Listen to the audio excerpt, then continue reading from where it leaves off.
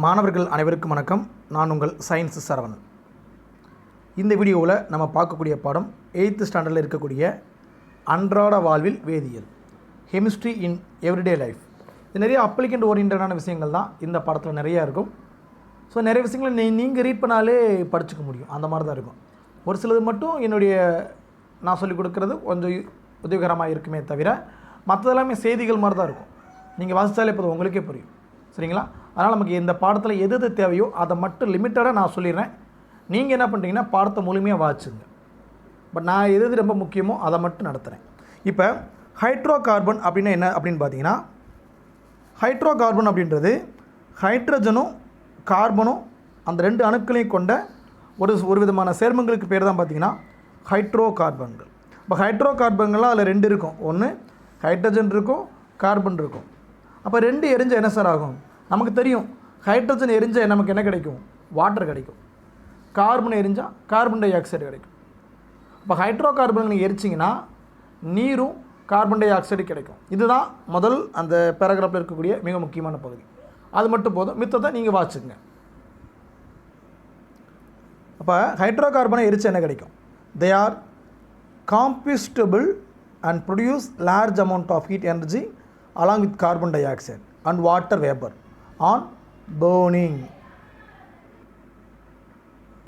அடுத்து ஹைட்ரோ கார்பன்களின் மூலங்கள், sources of hydro carbons அப்படின்னு பார்க்குறப்ப இது எங்கே இருக்கும் அப்படின்னா, ஏறக்குறைய பார்த்திங்கன்னா ஒரு 300 மில்லியன் ஆண்டுகளுக்கு முன்பு வாழ்ந்த தாவரங்கள், விலங்குகள் அதனுடைய பாகங்கள் இறந்து நம்முடைய கடலுடைய அடிபாகத்தில் புதையுண்டு போயிருக்கும். அது நாள்பட்டு ஆகிறப்ப அது மேலே நிறைய படிவுகள் செடிமெண்டேஷன் ஃபார்ம் ஆகிறப்ப அது அப்படியே மக்கி அதிலிருந்து வரக்கூடிய எசன்ஸ் தான் பார்த்திங்கன்னா ஹைட்ரோ கார்பன்ஸ், சரிங்களா? அது நம்முடைய நேச்சுரல் கேஸாக இருக்கும், படிம எரிபொருட்களாக இருக்கும்.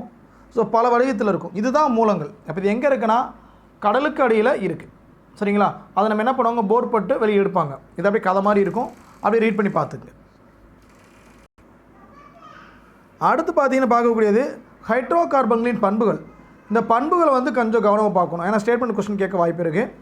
முதல் பண்பு, ஹைட்ரோ கார்பனுடைய முதல் பண்பு என்னன்னு பார்த்தீங்கன்னா, நீரில் கரையாதவை. Most of the hydrocarbons are insoluble in water. அப்போ தனியாக கடலுக்கு கீழே இருந்தாலும் தனியாக தான் இருக்கும், அதனால் எடுக்கிறது easy.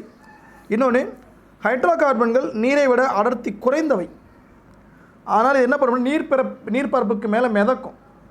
So hydrocarbons are less dense than water, so they float on top of water. Third property, இந்த ஹைட்ரோ கார்பனை ஹீட் பண்ண என்ன ஆகும்?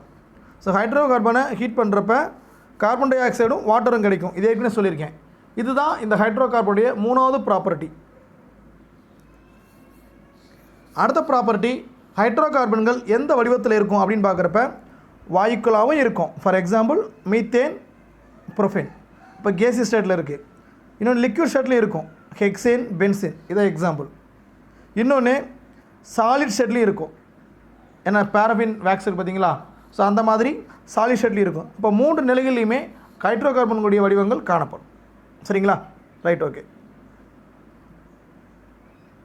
அடுத்த ப்ராப்பர்ட்டி என்னென்னு பார்த்தீங்கன்னா, இந்த ஹைட்ரோ கார்பன்கள் ஒன்றுடன் ஒன்று இணைந்து வேதி பிணைப்புகளை உருவாக்கும் தன்மை கொண்டவை. So hydrocarbons are capable of making bonds with one another. So அதனால் நமக்கு அது ஃபியூவலாக நமக்கு டெய்லி லைஃப்லேயும் யூஸ் ஆகிட்டு இருக்கு.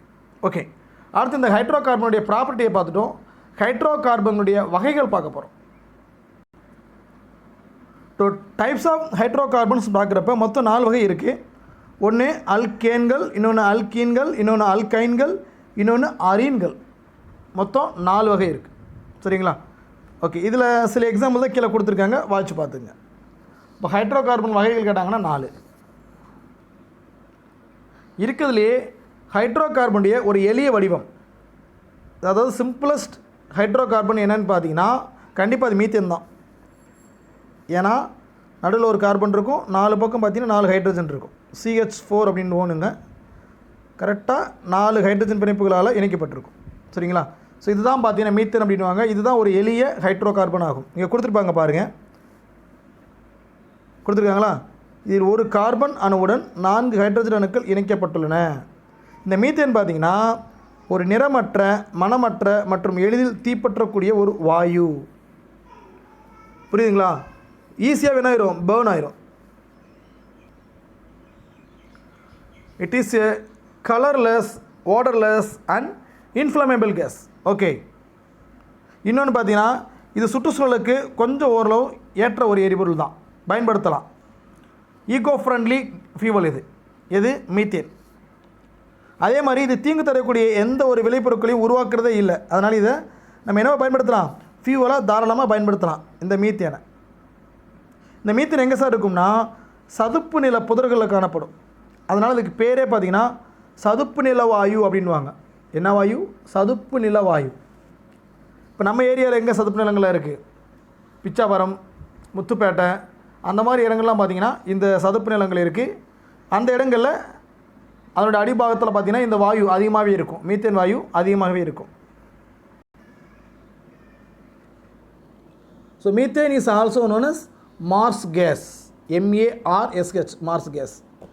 And as it is present in marshes, எங்கே இருக்கும்? சதுப்பு நிலங்களில் காணப்படும். ஓகே, இது எப்படி சார் ஃபார்ம் ஆகுது அப்படின்னு பார்த்தீங்கன்னா, இங்கே பாருங்கள், இறந்து போன மற்றும் அழுகுகிற தாவரங்களும் விலங்குகளும் மீத்தேன் வாயுவை வெளியிடும். இது ஒரு புதுப்பிக்கத்தக்க ஆற்றல் வளம். இன்னொன்று, கழிவுநீரில் உள்ள அழுகும் பொருட்களை நுண்ணுயிர்கள் கொண்டு சிதைக்கும் பொழுது மீத்தேன் வாயு உருவாகிறது. ஸோ இந்த 3 லைனுமே is very very very very important. இது வந்து ரெனியூவபிள் சோர்ஸ் ஆஃப் எனர்ஜி ஒன்று. இன்னொன்று, dead and decaying plants and animals release the methane case.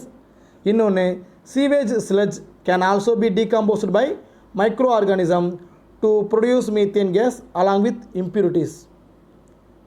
இம்ப்யூரிட்டிஸ்னு எப்படி சார்? அதாவது அதனோட சேர்ந்து வேறு என்ன இருக்குன்னு பார்த்தீங்கன்னா, இங்கே பாருங்கள், அதனோட சேர்ந்து carbon di oxide, hydrogen sulphide அதுவும் வரும். சரிங்களா? இதை மட்டும் நீக்கிட்டிங்கன்னா மீத்தேன் வந்து ஒரு தரமான எரிபொருளாக பயன்படுவோம். எந்த ரெண்டை நீக்கணும்?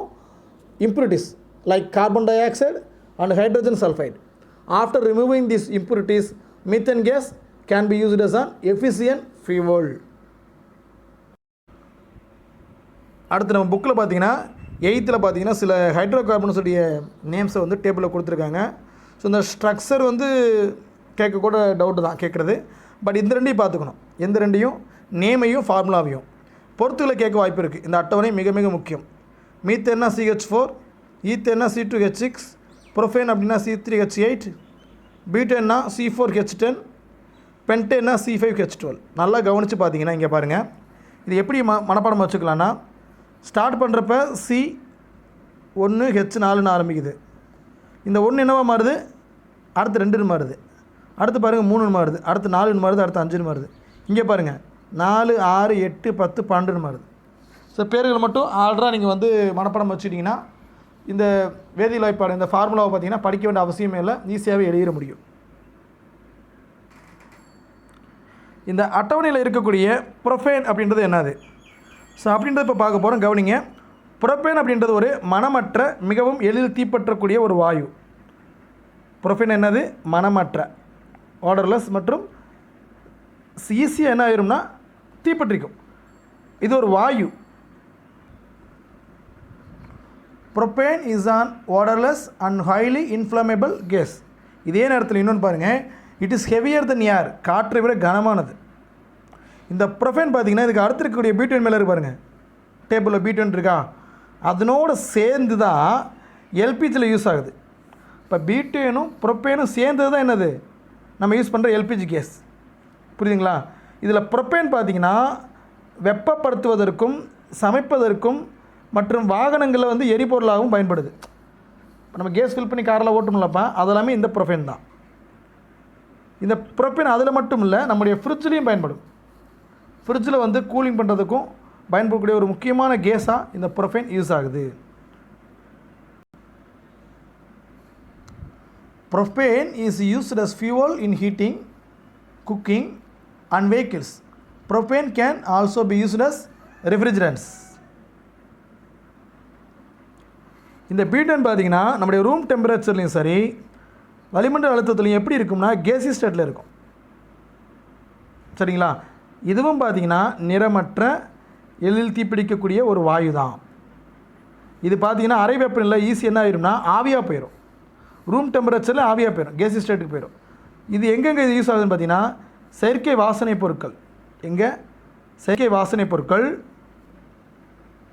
அதாவது ஸ்ப்ரே, என்ன ஸ்ப்ரேன்னுவாங்க, ஏரோசோல் ஸ்ப்ரே அப்படின்வாங்க, டியோடோடன்ஸ் அப்படின்வாங்க. ஸோ அதில் இது யூஸ் ஆகும்.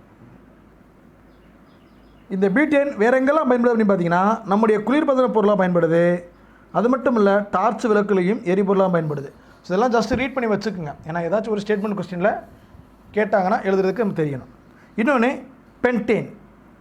பென்டேன்றது என்னென்னு பார்த்தீங்கன்னா குறைந்த கொதிநிலை கொண்ட திரவம். Pentanes are liquids with low boiling point. They are used as fuels and solvents in the laboratory. சரிங்களா? இது முக்கியமாக பார்த்தீங்கன்னா இந்த பென்டேன் எதுக்கு யூஸ் ஆகும் பார்த்தீங்கன்னா பாலிஸ்டைரின் அப்படின்ற ஒரு வேதிப்பொருளை வந்து உருவாக்குறதுக்கு பயன்படும். இந்த பிளாஸ்டிக் தயாரிப்பில் பயன்படக்கூடிய பாலிஸ்டைரின், பாலிஸ்டர் கேள்விப்பட்டிருப்பீங்களா? பாலிஸ்டர் இதுதான். ஸோ பாலிஸ்டைரின் அதை உருவாக்குறதுக்கு இந்த பென்டேன் அப்படின்ற இந்த பொருள் பயன்படுது. அடுத்த தலைப்பு நேச்சுரல் கேஸ், இயற்கை வாயு. சார் அப்படின்னு என்னது அப்படின்னு பார்த்தீங்கன்னா இயற்கை வாயுன்றது இப்போ பார்த்த மீத்தேன், இன்னொன்று உயர் அல்கேன்கள், carbon dioxide, nitrogen, hydrogen sulphide, இது எல்லாமே அடங்கிய ஒரு கலவைக்கு பேர் தான் பார்த்தீங்கன்னா இயற்கை வாயு அப்படின்றது. சரிங்களா? ஸோ இது எல்லாமே இருந்தாலும் என்னது, ஹைட்ரோ கார்பனுடைய வாயுக்களின் கலவைக்கு பேர் தான் இயற்கை வாயு அப்படின்ற ஒரு நேம். இந்த இயற்கை வாயுவில் பார்த்தீங்கன்னா நல்லா கவனிங்க, இந்த இயற்கை வாயுவில் வந்து மீத்தேன், ஈத்தேன் இந்த 2 பொருள் இருந்துச்சுன்னா, மீத்தேன், ஈத்தேன் இந்த 2 பொருள் இருந்துச்சுன்னா அதுக்கு பேர் உலர் வாயு அப்படின்வாங்க, ட்ரை கேஸ்.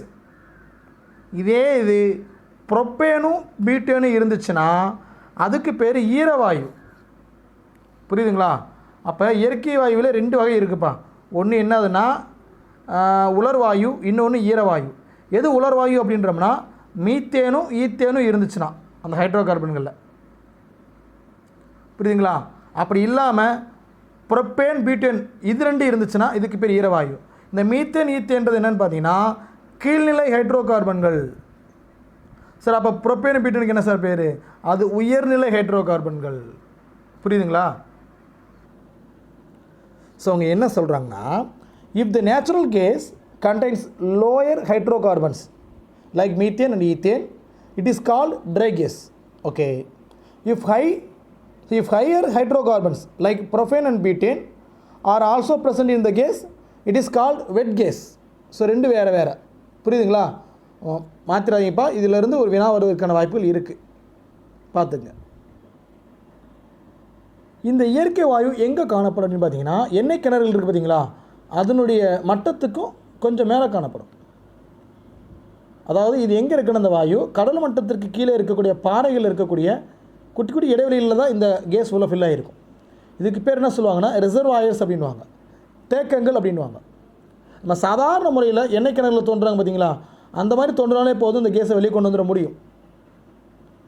சில நேரங்களில் மட்டும் பார்த்திங்கன்னா எண்ணெயோடு சேர்ந்து வரும். சரிங்களா? அதாவது இந்த மேற்பகுதிக்கு எண்ணெயோடு சேர்ந்து மேற்பகுதி கொண்டு வரப்படுகிறது. அப்படி ஒருவேளை எண்ணெயோடு சேர்ந்து வந்துச்சுன்னா அதுக்கு பேர் என்ன அப்படின்னு பார்த்தீங்கன்னா இணைந்த வாயு. புரியுதுங்களா? ஸோ எல்லாமே ஸ்டேட்மெண்ட் கொஸ்டினால நான் ஒரு லைன் மிஸ் பண்ணாமல் சொல்லிகிட்டு இருக்கேன். இதுக்கு என்ன பேர்? Associated gas. அதுக்கப்புறம் என்ன பண்ணுவாங்க, அதிலேருந்து அந்த எண்ணெயை பிரித்து எடுத்து கேஸை தனியாக பிரித்து எடுப்பாங்க. புரியுதுங்களா? இந்த இயற்கை வாயு எங்கெங்கெல்லாம் பயன்படுதுன்னு பார்த்தீங்கன்னா வெப்பப்படுத்துறதுக்கு பயன்படுது, குக் பண்ணுறதுக்கு பயன்படுது, கரண்ட்டை ப்ரொடியூஸ் பண்ணுறதுக்கு பயன்படுது. ஏன்னா இது என்னது, ஒரு ஃபோசில்ஸ், படிம எரிபொருள். இது எங்கே காணப்படுது அப்படின்னு பார்த்தீங்கன்னா நம்முடைய இந்தியாவில் திரிபுரா மாநிலத்திலையும், ராஜஸ்தான்லேயும், மகாராஷ்டிராலையும், ஆந்திரா, ஏறக்குறைய இந்த 4 ஸ்டேட்டையும் நல்லா பாருங்கள். இதில் என்னப்பா, கிருஷ்ணா நதியும் கோதாவரி நதியும் பாயக்கூடிய படுகைகள், பேசின்ஸ், கிருஷ்ணா கோதாவரியுடைய பேசின்ஸ். அப்போ அதுக்கு கீழே இருக்குது. நம்முடைய தமிழ்நாட்டில் காவேரி டெல்டா, காவேரி நதியுடைய கரைப்பகுதி இருக்குது பார்த்தீங்களா, அந்த இடங்களில் காணப்படுது. இது போக சதுப்பு நிலங்களில் காணப்படுது. எங்கே காணப்படுது? சதுப்பு நிலங்கள். சதுப்பு நிலங்களை பற்றி ஏற்கனவே பார்த்தோம், மேலே பார்த்தோம் இல்லையா, மார்சி ஏரியா, அதுலேயும் காணப்படும். அது மட்டுமல்ல, நம்முடைய சீவேஜஸ், கழிவுநீர் கால்வாய்களையும் அங்கேருந்து கூட இந்த வாயுவை உருவாக்க முடியும். என கேட்டால் இந்த இயற்கை வாயுவில் முதன்மையான மூலப்பொருள் என்னன்னு பார்த்தீங்கன்னா மீத்தேன் தான். அது கூட கேட்பாங்க, இயற்கை வாயுவில் முதன்மையாக காணப்படுவது என்னென்னு கேட்டாங்கன்னா methane. So the natural gas formed by this way contains mainly methane. So எல்லாமே ரொம்ப ரொம்ப முக்கியம். இந்த ஸ்டேட்டு அந்தந்த இடங்கள் அதெல்லாம் நல்லா பார்த்து வச்சுங்க. அதிலிருந்து டிஎன்பிஎஸ்சி கொஸ்டின்கள் வரலாம். அடுத்து இருக்கக்கூடிய யூசஸ் ஆஃப் நேச்சுரல் கேஸ், இதில் ஒரு விஷயமே இருக்காது, சும்மா வாட்ச் பாருங்கள், செய்தி மாதிரி தான் இருக்கும். இதை நீங்களே வாட்சுங்க. இதுக்கு அடுத்து இருக்கக்கூடிய இன்னொரு பாயிண்ட் முக்கியம் என்னென்னு பார்த்தீங்கன்னா இயற்கை வாயுவின் அனுகூலங்கள். நீங்கள் இருக்கு பாருங்கள், இயற்கை வாயுவின் அனுகூலங்கள். அட்வான்டேஜஸ் ஆஃப் நேச்சுரல் கேஸ் நல்லா கவனிங்க. இது ஈஸியாக எரிஞ்சிடும் மற்ற கேஸை கம்பேர் பண்ணுறப்ப. So it produces a lot of heat as it easily burnt. இன்னொன்று பெருமளவில் வெப்பத்தை கொடுக்கும். இன்னொன்று எரியிறப்ப எந்த ஒரு கழிவையும் விட்டு வைக்காது, அதெல்லாம் முழுசாக எரிஞ்சிடும். So it it does not leave any residue. இன்னொன்று எரியிறப்ப புகை வராதனால இது ஈகோ ஃப்ரெண்ட், சுற்றுச்சூழலுக்கு எந்த ஒரு பாதிப்பும் ஏற்படுத்துறது இல்லை. So it burns without smoke and so cause no pollution. அதான் நமக்கு முக்கியம். இன்னொன்று இந்த வாயு குழாய்கள் மூலமாக எடுத்துகிட்டு போகவும் முடியும். இப்போ ரீசெண்டாக கூட நம்முடைய டெல்டா பகுதியில் இந்த குழாய்களை பதிச்சு பெரிய பிரச்சனையாச்சு. நான் மறக்கவே முடியாது. நம்ம அப்படி தானப்பா, நம்முடைய தஞ்சாவூர் ஏரியாவில் இந்த குழாய்களை பதிச்சாங்க, பிரச்சனையாச்சு. அதுக்கப்புறம் நிறுத்தி வச்சுருக்காங்க. Okay, this can easily supplied through pipes. இன்னொன்று இதனை வீடுகளிலும் தொழிற்சாலைகளிலும் நேரடியாக எரிபொருளாக பயன்படுத்த முடியும். It can be directly used as fuel in homes and industries. சில பேர்லாம் பார்த்தீங்கன்னா வீட்டில் இருக்கக்கூடிய கழிவுநீர் தொட்டிகள் இருந்தும் அந்த கழிவுப்பொருள் போடக்கூடிய குப்பைகள் இருந்தும் நேச்சுரல் கேஸை ஃபார்ம் பண்ணி அவங்க இண்டிவிஜுவல், அதாவது சுயசார்பாக எரிபொருளை உருவாக்குறத நம்ம அடிக்கடி நியூஸ்களையும் அங்கேயும் கேள்விப்பட்டிருப்போம். சரிங்களா? இது மிகச்சிறந்த ஒரு ஃபியூவல். ஏன்னா இது ஈகோ ஃப்ரெண்ட், சுற்றுச்சூழலுக்கு எந்த ஒரு பாதிப்பையும் ஏற்படுத்தாத ஒரு விஷயம். ஸோ அடுத்து நம்ம பார்க்குறது அழுத்தப்பட்ட இயற்கை வாயு, கம்ப்ரஸ்டு நேச்சுரல் கேஸ். அதாவது நல்லா கவனிங்க, இது எங்கெங்கே யூஸ் ஆகுது அப்படின்னு பார்த்தீங்கன்னா, முதல்ல அது என்னென்னு சொல்லிடுறேன். அதிக அழுத்தம் கொண்டு இயற்கை வாயுவை அழுத்துறப்ப அதுக்கு பேர் அழுத்தப்பட்ட இயற்கை வாயு, அந்த பேர்லேயே இருக்குது. இது எங்கே பயன்படும்னா நம்முடைய ஆட்டோமொபைல்ஸ், தானியங்கி வாகனங்களில் எரிபொருளாக பயன்படும். இதில் இருக்கக்கூடிய முதன்மையான ஒரு ஹைட்ரோ கார்பன் என்னென்னு பார்த்தீங்கன்னா மீத்தேன் தான். ஏறக்குறைய 88.5% இருக்குது இதில்.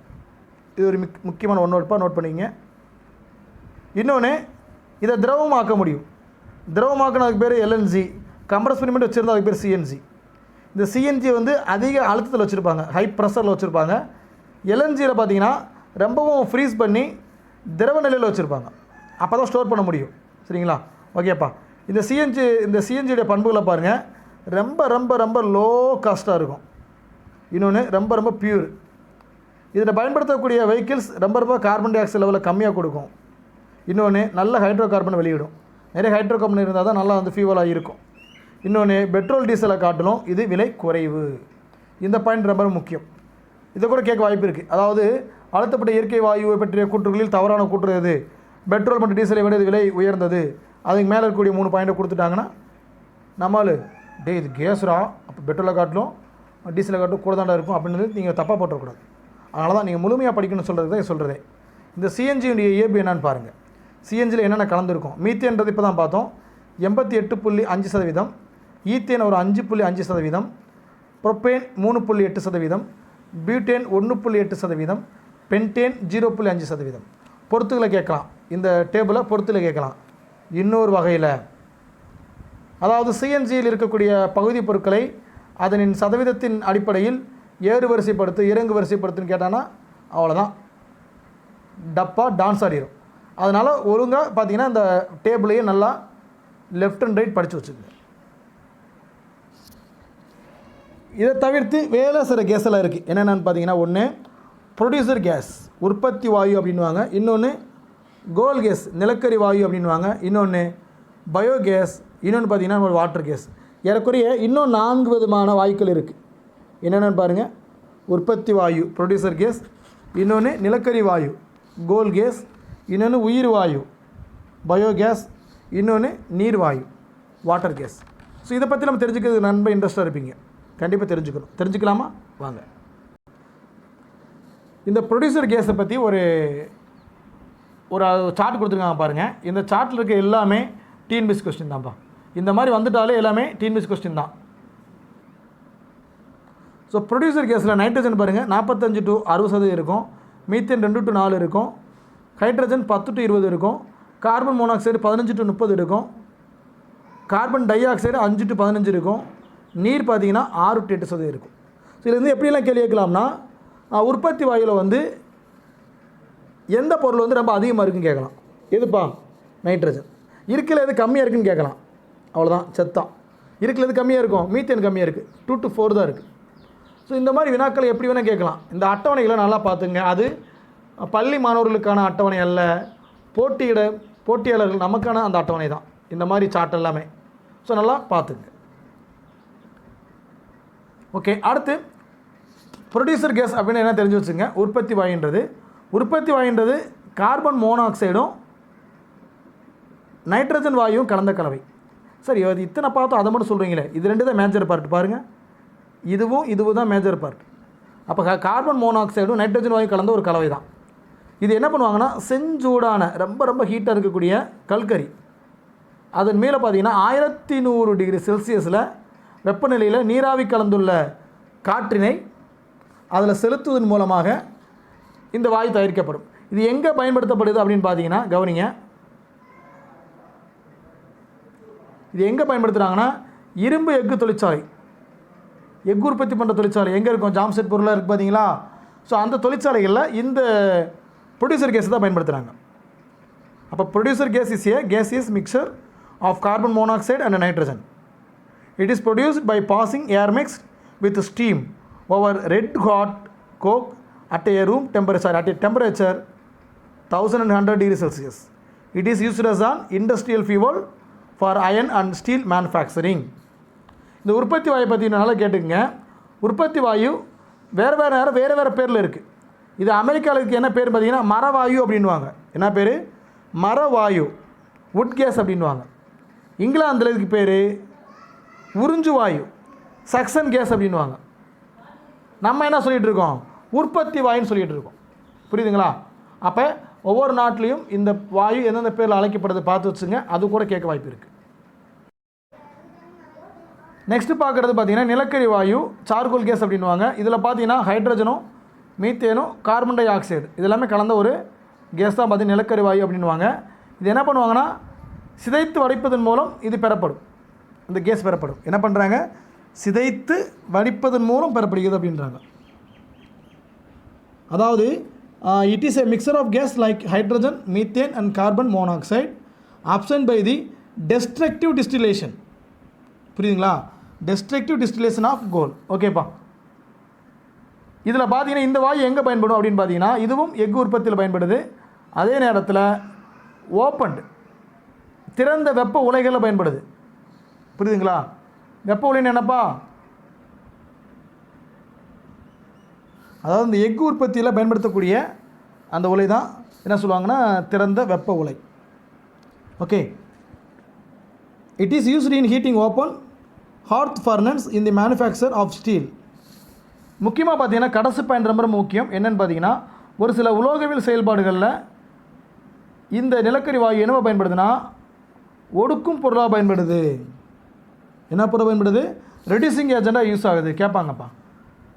அதாவது ஒடுக்கும் பொருளாக, அதாவது ரெடியூசிங் ஏஜெண்டாக பயன்படக்கூடிய வாயு என்ன வாயுன்னு கேட்டாங்கன்னா இந்த நிலக்கரி வாயு. அடுத்தது பார்த்திங்கன்னா நீர் வாயு, water gas. So water gas என்னன்னு பார்த்தீங்கன்னா கார்பன் மோனாக்சைடும் CO-வும் ஹைட்ரஜனும் இந்த 2 கலந்த கலவைக்கு பேர் தான் பார்த்தீங்கன்னா நீர் வாயு அப்படின்றது. இது கல்கரியின் மேலே பார்த்தீங்கன்னா 1000 டிகிரி செல்சியஸ் வெப்பநிலையில் நீராவியை செலுத்துகிறப்ப இந்த வாயு உற்பத்தி செய்யப்படுகிறது. அது எதன் மேலே செலுத்தப்படுது? It is made by passing steam over incandescent coke. Coke அதாவது கல்கரி at temperature of 1000 degree Celsius செலுத்துகிறப்ப நமக்கு என்ன கிடைக்குதுன்னா கார்பன் மோனாக்சைடும் ஹைட்ரஜனும் கிடைக்கும். இதுக்கு பேர் தொகுப்பு வாயு அப்படின்வாங்க. சிங் கேஸ் அல்லது சிந்தசிஸ் கேஸ் அப்படின்வாங்க. தொகுப்பு வாயு. இது எதுக்கு யூஸ் ஆகுதுன்னா மெத்தனால், எளிய ஹைட்ரோ கார்பன்களை உற்பத்தி பண்ணுறதுக்கு பயன்படும். சிம்பிள் ஹைட்ரோ கார்பனையும் மெத்தனாலையும் ப்ரொடியூஸ் பண்ணுறதுக்கு இது யூஸ் ஆகும். முக்கியமாக நம்முடைய இண்டஸ்ட்ரிகளில் எரிபொருளாக பயன்படும். எப்படி பயன்படுது? எரிபொருளாக இது பயன்படுது. த லாஸ்ட் ஒன் உயிரி வாயு, பயோகேஸ் அப்படின்வாங்க. இது எப்படி உருவாக்குறாங்க அப்படின்னு பார்க்குறதுக்கு முன்னாடி உயிர் வாயுன்னு என்னென்னு பாருங்கள். மீத்தேனும் கார்பன் டை ஆக்சைடும் கலந்த ஒரு கலவை. இது பொதுவாக பார்த்திங்கன்னா கரிம பொருட்களை வந்து நம்ம டீகே பண்ணுறது மூலமாக அதுலேருந்து உருவாக்கக்கூடிய வாயு தான் பார்த்திங்கன்னா பயோகேஸ் அப்படின்றது. சரிங்களா? இப்போதைக்கு பார்த்திங்கன்னா இதுதான் good energy, renewable source of energy. இதை பயன்படுத்தினோம்னா நமக்கு வந்து என்னென்னா நிறைய எரிபொருள் சிக்கனம் கிடைக்கும். அதே நேரத்தில் இது சுற்றுப்புறத்திற்கு ரொம்ப ரொம்ப நல்லது. எது? உயிரி வாயு. இந்த உயிரி வாயுவை எந்த மாதிரி சூழ்நிலையில் உருவாக்க முடியும் அப்படின்னு பார்க்குறப்ப ஆக்சிஜன் இல்லாத சூழ்நிலை தான் உருவாக்க முடியும். ஆப்சன்ஸ் ஆஃப் தி ஆக்சிஜன், அது இல்லாத சூழ்நிலையில் உருவாக்கக்கூடிய இந்த வாயு பார்த்திங்கன்னா ரொம்ப ரொம்ப ரொம்ப ரொம்ப நம்முடைய புதுப்பிக்கத்தக்க ஆற்றல் மூலத்துக்கு ஒரு நல்ல ஒரு உதாரணம் இது. It is an example for renewable source of energy. அடுத்த தலைப்பு நிலக்கரி, சார்கோல் அப்படின்வாங்க. இது ஏறக்குறைய ஒரு 300 மில்லியன் ஆண்டுகளுக்கு முன்பு இறந்த தாவர விலங்குகள் மற்றும் இந்த பெரணி தாவரங்கள் இதெல்லாம் பார்த்திங்கன்னா பூமியில் புதையுண்டு அது அப்படியே படிம பொருளாக மாறி இருக்கும். அதுக்கு பேர் நிலக்கரி. இது ஏறக்குறைய பார்த்திங்கன்னா இந்த நிலக்கரியை வந்து 2 விதத்தில் எடுப்பாங்க. ஒன்று, நம்முடைய தரைப்பகுதியிலிருந்து ஒரு 22 அடி ஆழத்தில் இருந்துச்சுன்னா மேற்பரப்புலேயே சுரங்கம் தோண்டி எடுப்பாங்க. இது என்ன சொல்லுவாங்கன்னா சர்ஃபேஸ் மைனிங் ஆஃப் கோல் அப்படின்வாங்க. நீங்கள் கொடுத்து இந்த படத்தை பார்த்து உங்களுக்கு தெரியும். இங்கே பாருங்கள், இப்போ மேற்புறத்தில் எடுக்கிறாங்க, இது சர்ஃபேஸ் மைனிங் ஆஃப் கோல். இதே இது கொஞ்சம் ஆழத்தில் இருக்குது அப்படின்றப்ப என்ன பண்ணுவாங்கன்னா சுரங்கம் மைன்ஸ் தோண்டி எடுப்பாங்க. இப்படி எடுத்தாங்கன்னா அதுக்கு பேர் அண்டர் கிரவுண்ட் மைனிங் ஆஃப் கோல் அப்படின்வாங்க. அந்த 22 அடிக்கு மேலே கீழே போச்சுன்னா அதுக்கு பேர் கீழ்ப்பகுதி சுரங்கம் தோண்டல் அப்படின்வாங்க. இந்த மாதிரி நிலக்கரியை தோண்டி எடுக்கிறதுல எந்த நாடு ரொம்ப ரொம்ப முன்னிலையில் இருக்குன்னா அமெரிக்கா தான் முன்னிலையில் இருக்குது. உலகத்தில் 2 பாகம் வந்து அமெரிக்காவிலையும் சீனாவிலையும் இருக்குது. நம்முடைய நிலக்கரி உற்பத்தியில் முதல்ல இருக்க நாடு என்னென்னு பார்த்தீங்கன்னா ரஷ்யா தான், அமெரிக்கா தான். அமெரிக்கா அடுத்து ரஷ்யா, அதுக்கப்புறம் தான் சீனா, அப்புறம் ஆஸ்திரேலியா, இது மாதிரி வரிசையாக போயிட்டே இருக்கும். ஏறக்குறைய பார்த்திங்கன்னா 30% நிலக்கரியை வந்து அமெரிக்கா ஒரு நாடு மட்டும் கொடுக்குது. ஏன் அமெரிக்கா வல்லரசாக இருக்கின்றது காரணம் இப்போ தான் தெரியுது. அது மட்டுமல்ல, நம்ம இந்தியாவில் நிலக்கரி கொடுத்துட்டு தான் இருக்குது. இந்தியாவில் நிலக்கரி இருக்குது, கொடுத்துட்டு தான் இருக்கும். இது 1774ஆம் ஆண்டு தொடங்கப்பட்டு கொடுத்துட்ருக்கோம். நிலக்கரி உற்பத்தியில் இந்தியா எத்தனை இடம் தெரியுங்களா? 3வது பெரிய நாடு. ஃபஸ்ட்டு அமெரிக்கா, செகண்ட் சீனா, தேர்ட் இந்தியா தான். மேலே வேறு வரிசையில் இருக்கே அப்படின்னா அது வேறு அதாவது நாடுகளுடைய பேர் வந்து காமனாக கொடுத்துருக்காங்க. ஃபஸ்ட்டு அமெரிக்கா, செகண்ட் சீனா, 3வது நம்ம தான். இந்த நிலக்கரி இருப்புகள் வந்து 2 பங்கு எங்கே இருக்குன்னா அமெரிக்காவிலையும் சீனாவிலையும் இருக்குது. உலகத்தில் எடுக்கக்கூடிய மொத்தம் 3 பங்கில் 2 பங்கு இது 2 நாட்டிலே இருக்குது. மீது 1 பங்கு தான் மற்ற நாடுகளில் கொஞ்சம் கொஞ்சம் இருக்குது. சரிங்களா? இந்த நிலக்கரியோட வகைகள் பார்த்திங்கன்னா மொத்தம் 4 வகைகள் இருக்குது. என்னென்னு பார்த்தீங்கன்னா, ஒன்று லிக்னைட், இன்னொன்று பிட்டுமினஸ், அது துறை பிட்டுமினஸ் அப்படின்வாங்க, இன்னொன்று பிட்டுமினஸ், இன்னொன்று ஆந்திரசைட். மொத்தம் இந்த மாதிரி 4 வகைகள் இருக்குது. ஸோ எப்படி சார் நிலக்கரி 4 வகையை பிரிக்கிறாங்க? எது அதிகமான எரிபொருளை கொடுக்குதோ அது ஒரு வகை, அதை காட்டிலும் கம்மியாக கொடுக்குறது இன்னொரு வகை. அதாவது அது எந்த அளவுக்கு ஹைட்ரோ கார்பனில் கொடுக்குதோ அதை பொறுத்து பிரிச்சுருப்பாங்க. சுருக்கமாக சொல்லப்போனால் எது அதிகமான வெப்பாற்றலை கொடுக்குதோ அதை ஃபஸ்ட்டாகவும், அதுக்கு அடுத்து 2வதாகவும், 3வதும், 4வதும் அந்த மாதிரி அடுக்கியிருப்பாங்க. புரியுதுங்களா? ஓகே. இதில் வந்து இருக்கிறதுலே ரொம்ப ரொம்ப ரொம்ப நல்ல ஒரு ஃபியூவலை கொடுக்கக்கூடிய ஒரு வகை என்னென்னு பார்த்தீங்கன்னா ஆந்திரசைட்டு தான். ஆந்திரசைட் நிலக்கரி தான் பார்த்திங்கன்னா எல்லோரும் விரும்புவாங்க. ஏன்னா முழுசுமே நமக்கு என்ன கிடைக்கும்? எரிபொருளாக அதை வந்து ஆற்றலை கொடுக்கக்கூடிய ஒரு மூலம். ஓகே. இப்போ லிக்னைட் என்னென்னு பாருங்கள். இது எப்படி இருக்குன்னா பழுப்பு நிறத்தில் இருக்கும். அதே நேரத்தில் மிகவும் தரம் குறைந்த நிலக்கரியாகும். அந்த லைனை கவனிக்கணும். மிகவும் தரம் குறைந்த நிலக்கரி. இப்போ சொல்லுங்கள், என்எல்சின்னு என்னப்பா? Neyveli lignite corporation of India. அப்போ நம்முடைய நெய்வேலியில் கிடைக்கக்கூடிய நிலக்கரி ரொம்ப ரொம்ப தரம் குறைவான நிலக்கரி. புரியுதுங்களா? இதில் கார்பனுடைய பெர்சன்டேஜ் எவ்வளோ இருக்கும்னா 25லேருந்து 35%. ஏறக்குறைய 4ல் 1 பங்கு மட்டும்தான் கார்பன் இருக்கும், மீதி 3 சும்மா. புரியுதுங்களா? ஓகே. இந்த லிக்னைட் பார்த்திங்கன்னா அதிக அளவு ஈரப்பதத்தையும் மொத்த நிலக்கரி இருப்பில் ஏறக்குறைய பாதி அளவுன்னு இருக்குது. அதாவது உலகத்தில் இருக்கக்கூடிய நிலக்கரியில் பாதி நிலக்கரி எந்த இதாக இருக்குது? லிக்னைட்டாக தான் இருக்குது. அதாவது தரமில்லாத நிலக்கரியாக தான் இருக்குது. புரியுதுங்களா? அப்போ இது எதுக்கு சார் யூஸ் ஆகும்னா மின்சார உற்பத்திக்கு பயன்படும். எலக்ட்ரிசிட்டி ப்ரொடியூஸ் பண்ணுறதுக்கு இது யூஸ் ஆகும். புரியுதுங்களா? வேறு எதுக்கு பயன்படும்? உரப்பொருட்களை உற்பத்தி செய்கிறதுக்கு பயன்படும். இன்னொன்று இயற்கை வாயுவை உற்பத்தி செய்ய பயன்படும். இந்த லிக்னைட்டுடைய விஷயங்கள் இவ்வளோ தான். சரிங்களா? மற்ற நீங்கள் அப்படியே ரீட் பண்ணி பார்த்துங்க. இந்த லிக்னைட் என்ன கலர் அதை மட்டும் மைண்டில் வச்சுங்க. Brown colour. சரிங்களா? Brown colour. அடுத்து பார்க்குறது துணை பிட்டுமினஸ், சப் பிட்டுமினஸ் அப்படின்வாங்க. இது எப்படி இருக்கும்னா, இந்த நிலக்கரி மேலே பார்த்த அந்த லிக்னைட் இன்னும் கொஞ்சம் கடினமாகவும் இன்னும் கொஞ்சம் கலர் டார்க்காகவும் மாறிச்சுன்னா அதுக்கு பேர் துணை பிட்டுமினஸ் அப்படின்வாங்க. லிக்னைட்டை காட்டிலும் கொஞ்சம் பெட்டராக இருக்கும். சரிங்களா? இது கொஞ்சம் அதை காட்டிலும் வெப்பத்தையும் அதிகமாக கொடுக்கும். எவ்வளோ கொடுக்கும்னா 35லேருந்து 44% கொடுக்கும். ஏறக்குறைய பாதி. அப்படி தானப்பா? ஏறக்குறைய பாதி. பாதி கூட கிடையாது. 44ன்றப்ப கொஞ்சம் கம்மி தான். அந்தளவுக்கு பார்த்திங்கன்னா ஆற்றலை கொடுக்கக்கூடிய ஒரு வகை நிலக்கரி இது. இதுவும் பார்த்திங்கன்னா மின்சார உற்பத்திக்கு தான் பயன்படும். புரியுதுங்களா?